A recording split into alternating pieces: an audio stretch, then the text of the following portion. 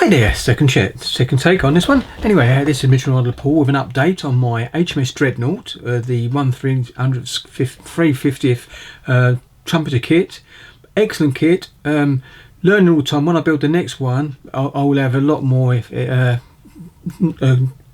knowledge to actually do certain things in a different way. The ship is different, but there's certain bits, like a bit I've just done with these little bits on the actual support mast on the front main mast. There's little bits comes out with looks like little toggles on it, or skittles, I used to say. What I will do for that is basically make sure that I don't put them on until I've got the mast in place, so I can make them level with the deck. Now what I had to do is break them off, then clean them up, and then clean a bit of the mast up, and then get a Tamiya curved fold, which is this one, my favourite, and as Steve Mottram would say, his go-to fold, and I do use that a lot on PE because it's really good. It's designed for it, I think. And what I do then is I basically use the curved side just to make a nice curve shape, and it fitted perfect on the mast, and I super glued it on with a touch because it was too, I hadn't got the notch to put it in, and once I got it level and it stuck there, and then I'd run a bit more super glue around it and I'm going to put a bit of paint over the top of it to actually get it to sit nicely. Anyway, so that's that bit. So I've got the mast, the main mast on, and a few other bits and pieces you're going to see. I've still got a load of little parts to do, which is and the boats. I haven't done those either, so I've got at least 2 weeks work, I think, in all over on this kit, without rushing it. And as Ron says, Ron Culver, he says basically when you think you're going to go too far with it, or your hands get shaky, you stop. And this kit is very fiddly, obviously, because it's a 1/350th as well, but I am enjoying it, and that's the main thing. So anyway, and at the end of this video there'll be another short one just showing you what I do, how I do this using this tool to actually do my steps and everything. So there we go. If I do that, should focus in.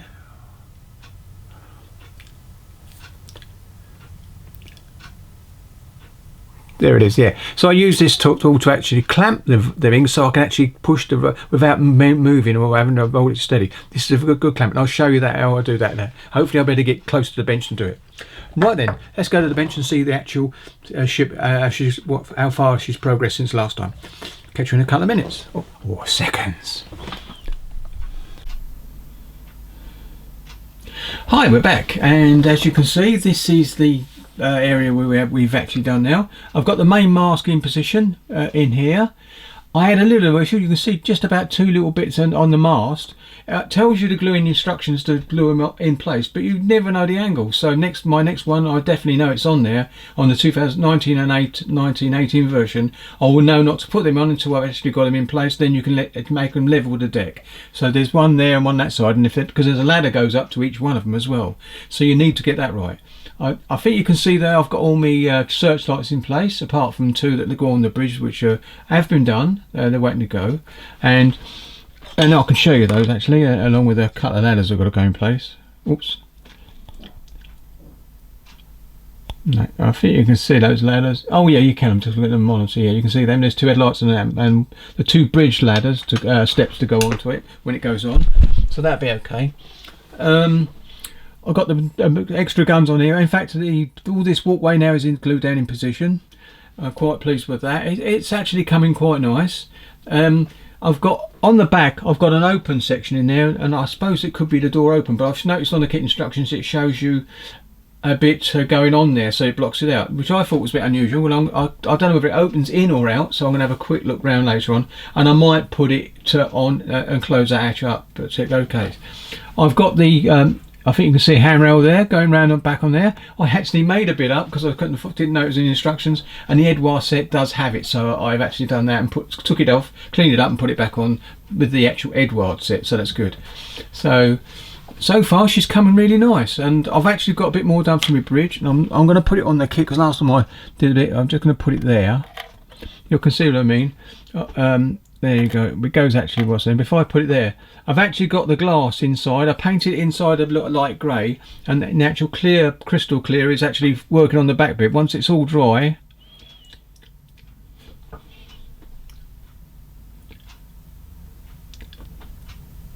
there you go. You can see the crystal clear is still drying, but it is there, and you can see through the glass to see the actual brass bit inside as well. So that's good. That's done. The top bit it's actually had all its bits put on, and I'll do that. There you go. You can see the extra 4 bits I put on there, and you can also see the brass compass on the front. That's going to go on the top later on, possibly tomorrow, not today.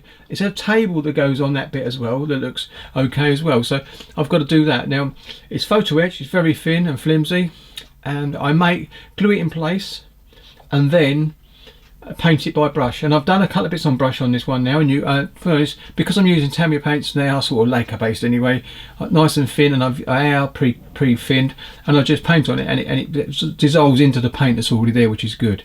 So I'm really pleased with that. So also, I don't know if you can see, or you can see, the roof on this is like an off-white, whitey grey. That's what I've done it, and I thought I wanted it to stand out, because these are the cameras, same on the rear one as you'll see in a minute, and that's in place. So right, I'm going to move the stop off now quickly. I'm just going to, and then I can move, and you'll see further back down the ship.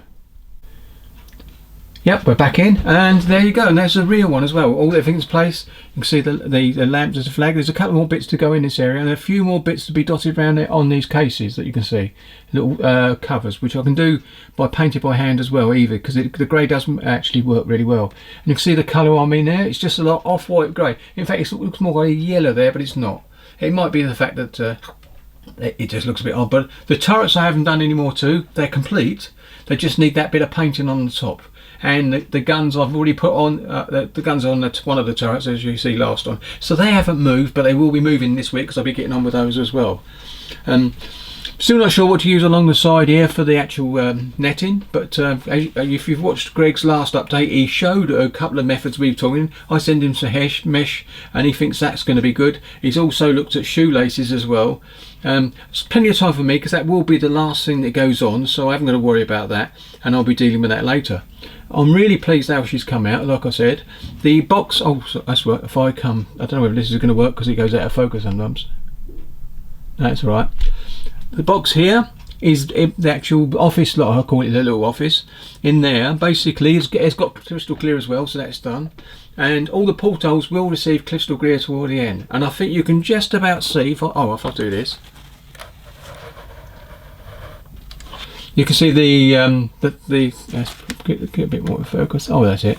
You can see that opening I've got there. I might have to put if that door opens inwards, then I can leave it open, so it looks like there's a bit of walkway you jump out. There's no steps to it that come out.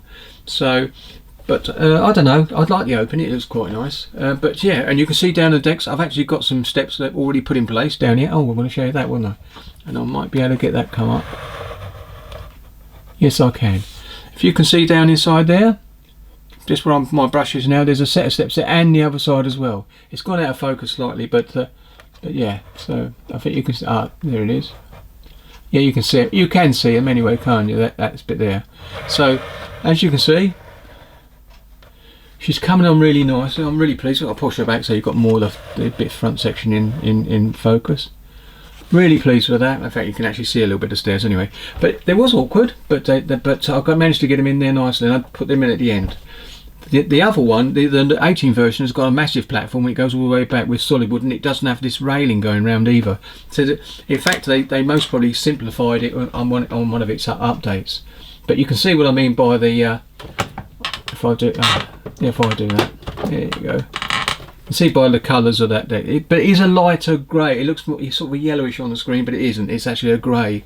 So, but it's a lighter grey, just to see, put a bit of definition on it. I'm really pleased with where it's gone so far, and I'm looking forward to get to the finish of it, because then it'd be my first ship for a long time finishing, because the submarine was the last one we did. But yeah, she's coming along nicely, and I've got a case, as I said, already lined up for her. My next little short video now is I've took a pair of steps out of the other 1918 version, so I've got a set of steps I can actually show you being done, and that's what I'm going to be doing next. So I'll be showing that, demonstrating that, how I do it, and I'm definitely going to use the same method when I get to more stuff on either the Arizona or the Carrier, the Essex CV6 I think it is, and also the Bismarck when it comes, because I've got the Bismarck in 1/350 scale, and what's the other one? Oh yeah, I've got King George V battleship as well, so not too bad. Oh, and the Grass Bay. I've got the Grass Bay to do as well, which I've avoided for a long time, but I should be doing that one because that's one of my favourite battleships, the pocket battleship as they called it. Basically because of the captain, Lansdorf. He was all the sailors that ships are captured said he was a gentleman, so there you go. He was a gentleman. He may have been fighting for the Germany, but he was a gentleman, and that's what and they said that, and they was the ones that he actually sunk their ships. So thank you very much for watching this little clip. Remember, I'm just going to do another clip now showing you that, and that'll be tailored on to the end, showing you how I do my steps, and hopefully I'll be able to get the camera to work. So if or not, you're going to get an apology video. Anyway, I'll see you in a couple of seconds. Well, here we are back now, and as you can see, this is my my little bit of PE step. Oops, there you go, just throwing it all over the place, but there you go. It doesn't mean you can see they're still there anyway, but here we go. So what I'm going to do now is I'm going to use my little pencil to pick them up and get it into my hand, just to show you basically how small this bit is. Now it got a bit of wax on it, which I don't like getting, but I do clean it off later on. So now what I need to do, because I've got my eye goggles on, and basically what I'll do is my little pinchers, and I normally use my PE ones, these ones, the Tammy ones. I quite like these for holding things sometimes as well. So I'm looking down now, I'm hoping I'm not in your way here, but there you go. So what I've got to do now is find out which side this has got to go so it bends nicely.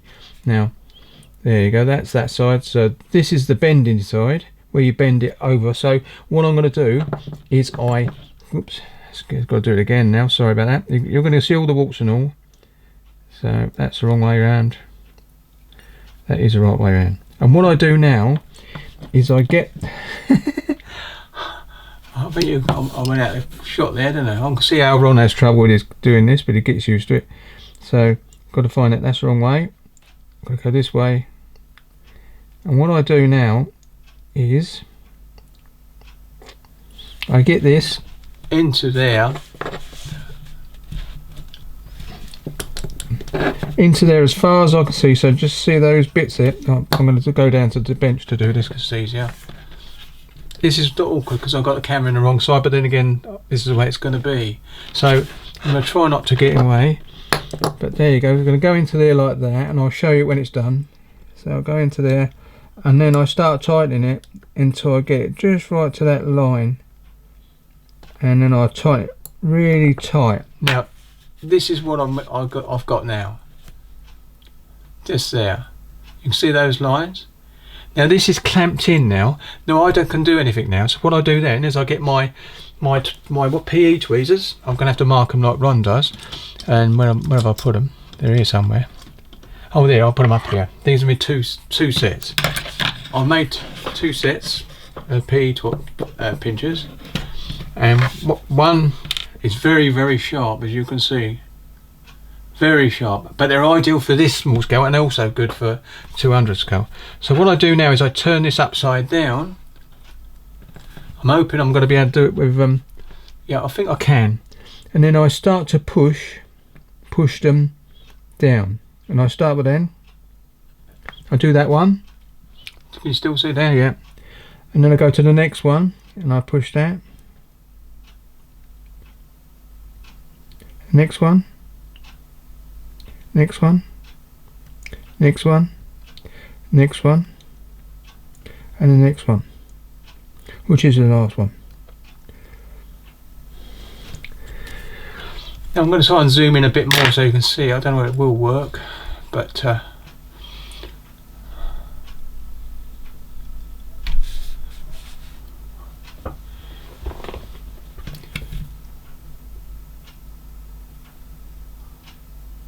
there you go. I think yeah, you can see it now. The steps are actually moved, and it's easy. It's clamped. Now what I do now is I take it out of this. I'm going to zoom out again because I think it'd be easier. And you can see how small it is there anyway. So now I've got to get it out. And so what I do is I get my little square clamp again, these ones, and then I'm trying to keep it in shot. There you go, it's hard when you've zoomed in. I hold that bit there, and then I take it out the clamp. I loosen it off, and then I take it out. And now I'm end up with my steps bent to position, and now I've got to fold the hammer out. So what I do now is I hold one side and start to do it. Now I don't know whether this is going to stay focused. I'm sorry if it does, but it's awkward. So I'm going to stay there. I'm going to get on there, and I don't go right near the steps. I just turn very slightly, and then I go the other side, and I do exactly the same.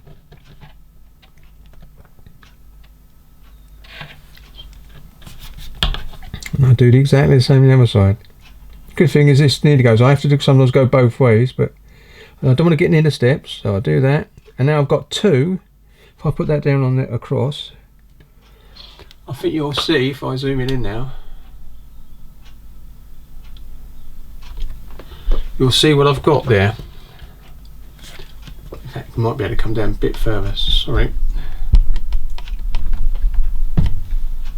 Oops. That was good fun, wasn't it? There, sorry about that. Here we go. Let's go back up to the cross.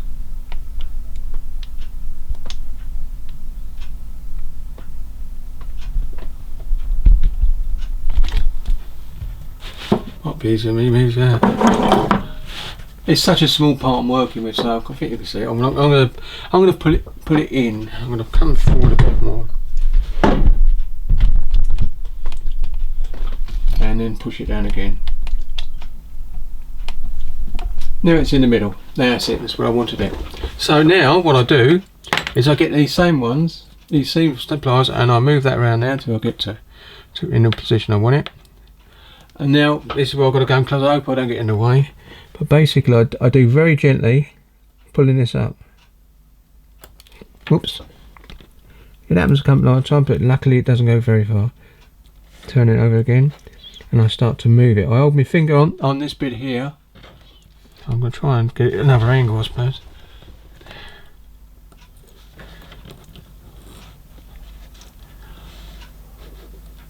There you go. And I hold this end and I start to pull in very gently on these. And then I end up with my steps. You know, if I zoom in. Oh, blown out.